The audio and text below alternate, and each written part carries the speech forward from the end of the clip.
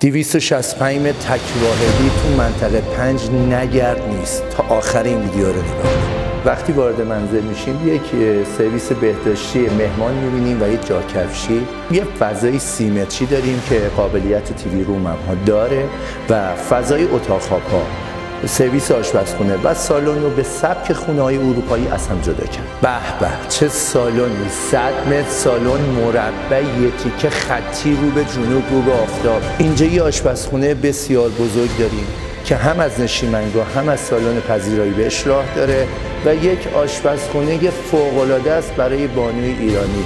خب اینجا ما وارد فضای خصوصی مک میشیم و وقتی وارد فضای اتاق خواب میشیم در بطن ورود یک لاندری داریم.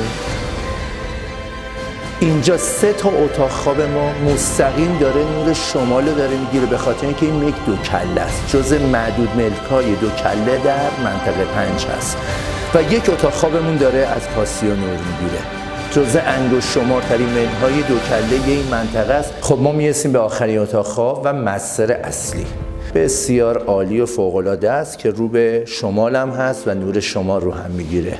این خونه اندازه بنز اس کلاس آپشن داره. کاغذ دیواری‌ها همه خارجی هستند. شومینه برقی، 3 تا پارکینگ سندی داره که هر کدوم از پارکینگ‌های سندی قابلیت اینو داره که یه پارکینگ هم مزاحم خودشون میتونن بذارن.